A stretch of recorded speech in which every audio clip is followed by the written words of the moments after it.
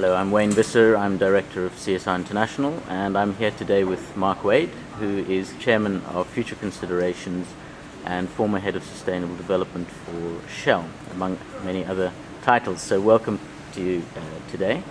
I want to start by asking your view. We're at a CSR conference today, hosted by the EU in Singapore. What's your view of whether CSR and sustainability from companies is really getting to the heart of the problems that we face, social and environmental?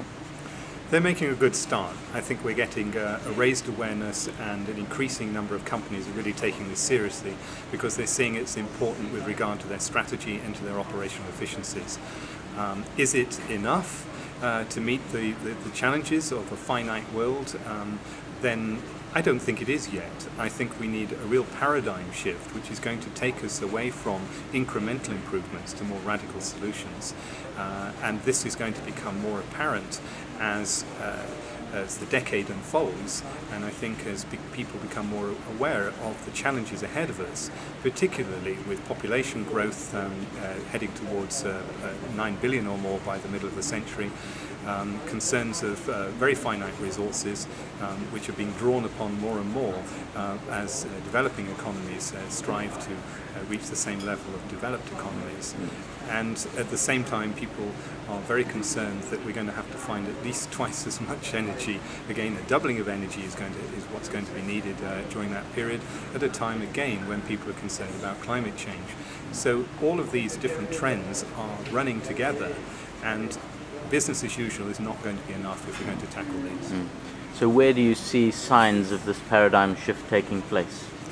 I think I see it, first of all, in awareness, that people realize that we have to move from a model where growth and consumption just go straight along together. We have to decouple growth from value creation.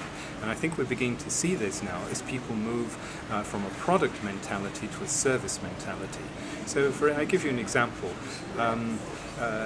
An electricity or a power company might actually want to sell more and more electricity, and that of course means that there's going to be more burden upon the environment.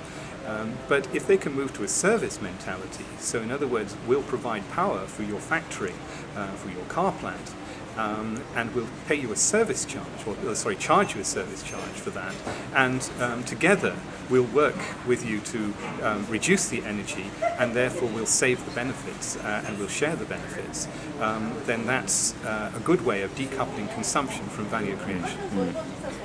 Okay, and we are in Asia, and this is where the economies are booming, and they're very focused on growth and trade and investment and so on. Are you seeing any signs in any of the Asian countries of this decoupling or of rethinking the growth model?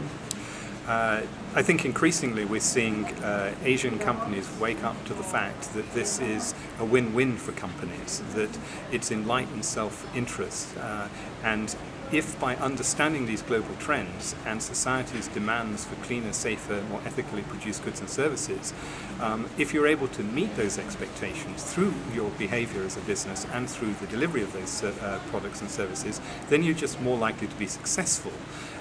So that's the real key to it.